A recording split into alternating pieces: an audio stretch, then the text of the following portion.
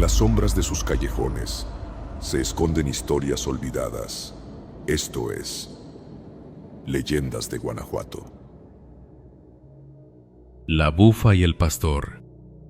Quien haya contemplado Guanajuato desde sus calles más altas habrá visto dos cerros que parecen custodiar la ciudad. Uno es grande, áspero, macizo, una mole de piedra que se levanta sobre las casas y que los guanajuatenses llaman la bufa. Detrás de él se encuentra otro cerro, más pequeño, alargado y silencioso, conocido como el Pastor. Los dos forman parte del paisaje desde hace tanto tiempo que casi nadie se pregunta por qué llevan esos nombres. Parecen haber estado siempre allí, vigilando la cañada, inmóviles bajo el sol, la lluvia y las tormentas. Pero los cerros también guardan memoria, y hay nombres que no nacieron de la casualidad. Esta historia ocurrió hace varios siglos, cuando Guanajuato no era todavía la ciudad de túneles, templos y callejones que conocemos, sino una pequeña villa levantada entre montañas.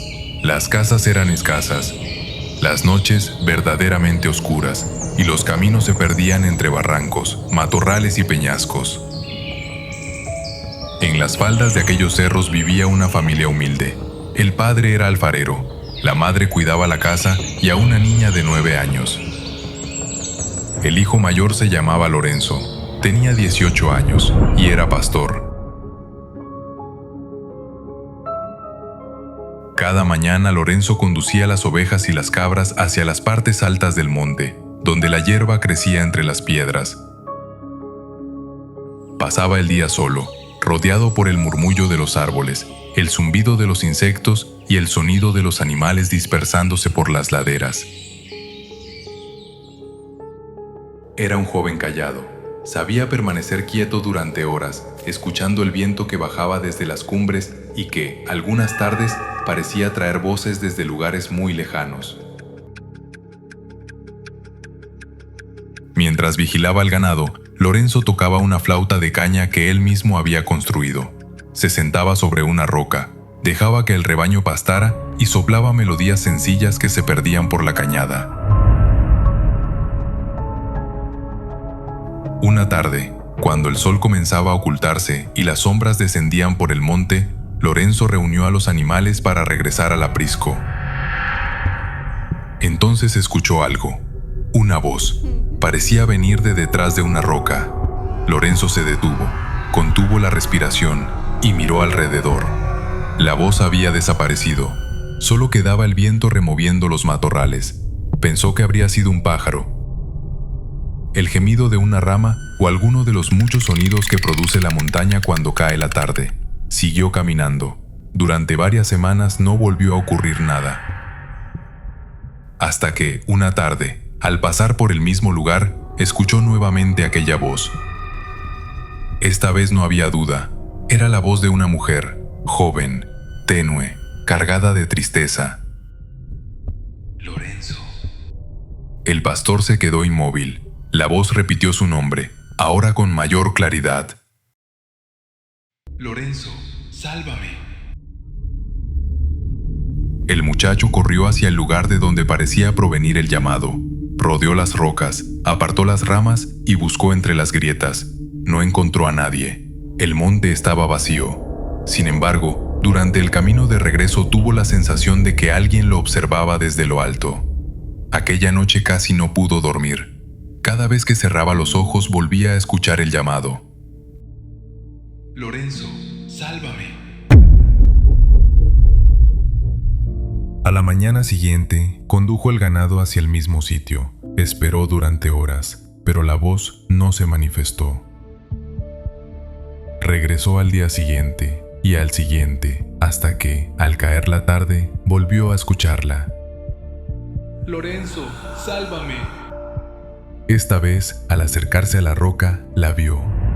Era una joven de cabello negro, largo y suelto. Estaba de pie entre las piedras, con los brazos extendidos y una expresión de angustia en el rostro.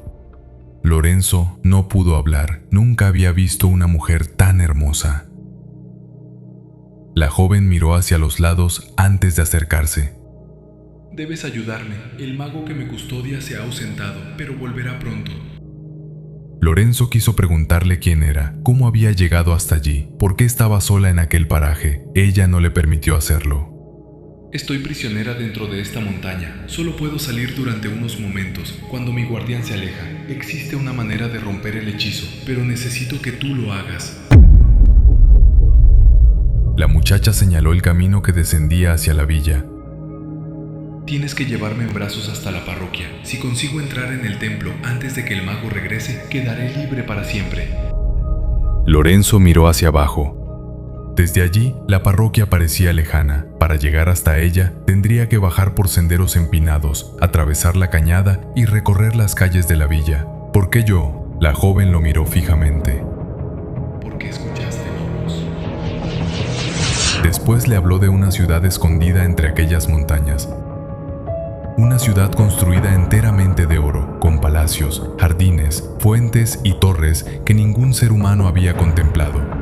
Los hombres no podían verla, porque los ojos humanos, le explicó, eran incapaces de reconocer las cosas encantadas. Si me salvas, esa ciudad será tuya. Lorenzo apenas escuchó la promesa. No pensaba en el oro, pensaba en aquella joven cautiva dentro de la piedra. Se acercó y la tomó en sus brazos. Ella pesaba poco, casi nada. Antes de que Lorenzo comenzara a caminar, la muchacha lo sujetó del cuello. Escúchame con atención. Pase lo que pase, no debes volver el rostro. No lo haré. Escucharás voces, te amenazarán, verás cosas que no existen, sentirás que alguien te sigue. No debes detenerte ni mirar atrás. No miraré. Aunque escuches a tu madre llamándote, aunque oigas llorar a tu hermana, aunque sientas que algo está a punto de alcanzarte. Lorenzo apretó a la joven contra su pecho. Llegaremos a la parroquia. Comenzó el descenso. Durante los primeros minutos, solo se escucharon sus pasos sobre la tierra y el roce de los matorrales contra su ropa. Después llegaron las voces. Al principio eran lejanas. ¡Detente! Lorenzo continuó caminando. ¡No sigas! Las voces surgían ahora de distintos puntos del monte. ¡Déjala! Ella nos pertenece. No llegarás vivo. El joven apretó los dientes y aceleró el paso. La muchacha susurró junto a su oído. No nos escuches. Las amenazas se hicieron más violentas. Le prometieron quebrarle las piernas, arrancarle los ojos, arrojar su cuerpo al fondo de la cañada. Lorenzo siguió bajando. Entonces comenzaron las apariciones.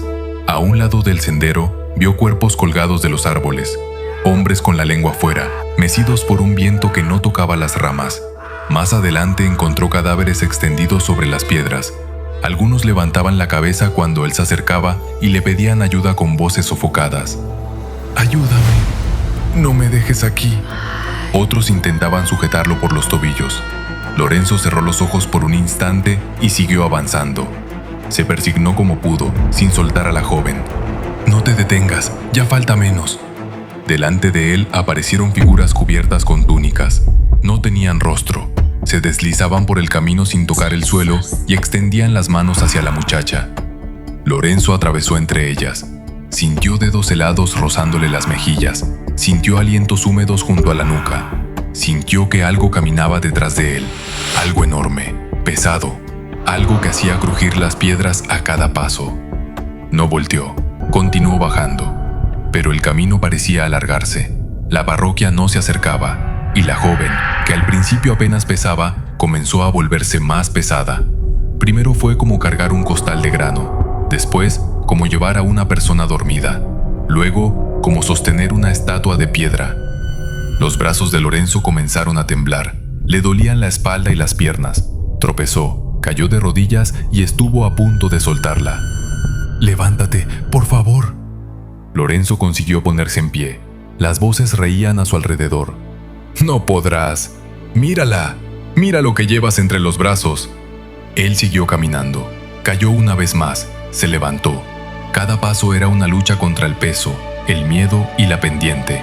Pero continuó porque creía que entre sus brazos llevaba algo más valioso que el oro. Algo que merecía ser rescatado de la oscuridad. La villa estaba cada vez más cerca. Ya podían distinguirse los tejados. A lo lejos se levantaban las torres de la parroquia. «Ya casi llegamos». Entonces Lorenzo escuchó un grito detrás de él. Era la voz de su madre.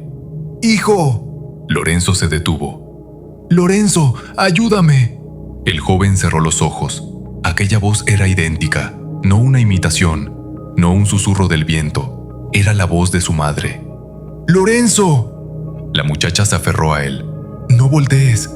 Detrás se escuchó un golpe, después un gemido. ¡Me están matando!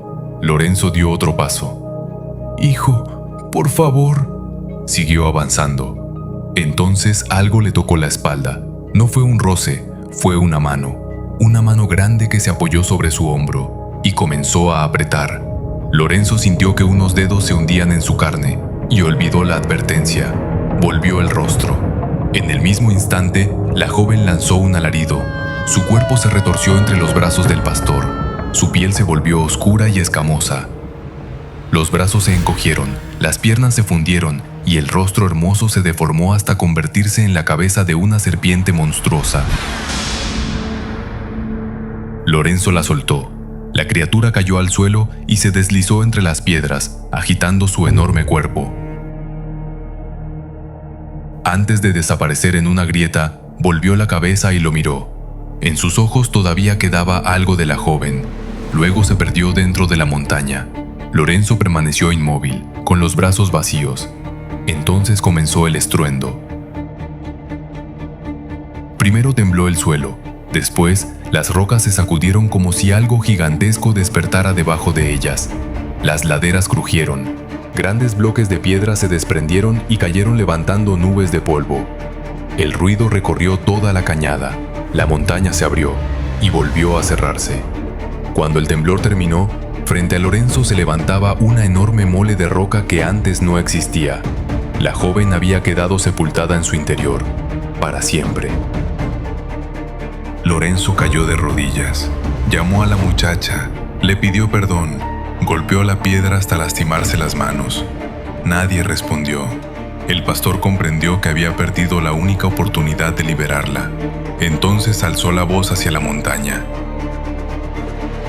Pidió a los espíritus de aquellos lugares que le permitieran permanecer allí para custodiar el sepulcro de la joven. No quería regresar a su casa, no quería abandonar aquel sitio. Deseaba quedarse junto a ella hasta el final de los tiempos. Los espíritus escucharon su petición. El cuerpo de Lorenzo comenzó a endurecerse. Sus pies se hundieron en la tierra. Las piernas se transformaron en piedra. Los brazos se unieron al torso y su rostro quedó vuelto hacia el cerro donde la joven había sido encerrada. Así nació el peñasco que desde entonces se conoce como El Pastor. Frente a él quedó la gran montaña que aprisiona a la joven y a la ciudad construida en oro, la montaña que llamamos La Bufa. Desde entonces, los dos cerros vigilan Guanajuato. La Bufa guarda a la mujer encantada. El pastor espera detrás de ella, inmóvil, condenado a contemplar para siempre el lugar donde fracasó. Pero la historia no termina allí. Los antiguos aseguran que la ciudad de oro todavía existe dentro de las rocas, permanece intacta, oculta a los ojos humanos, esperando a otro hombre capaz de llevar a la joven hasta la parroquia sin detenerse y sin volver la mirada. Cada 31 de julio, día de San Ignacio de Loyola, cuando los habitantes de Guanajuato suben en romería hacia la cueva del cerro, algunas personas dicen haber escuchado una voz de mujer entre las piedras, una voz débil, casi un murmullo. «Llévame». Otros aseguran que la voz pronuncia el nombre de quien la escucha y que, durante algunos segundos, entre las grietas de la bufa puede verse el resplandor de una ciudad hecha de oro.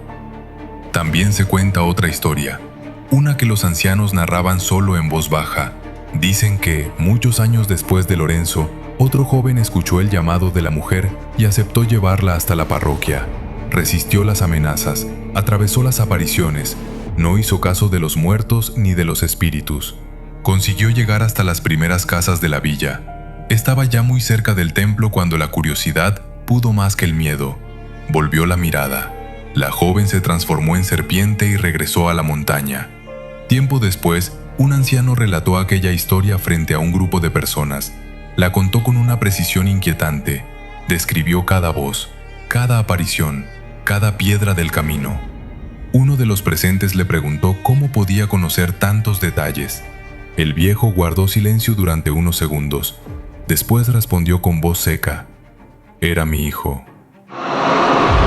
Los demás se miraron, desconcertados, pero cuando volvieron la vista hacia el anciano, ya no estaba.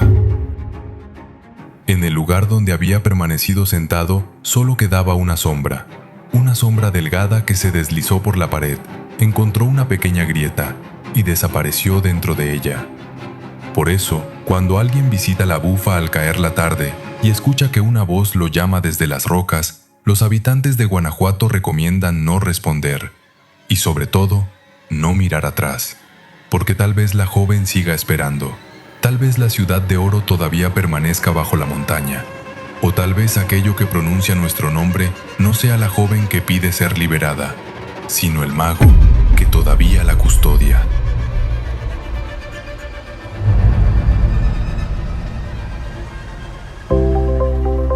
Una producción de Plano Cero y Lengua Seca, Laboratorio de Narraciones.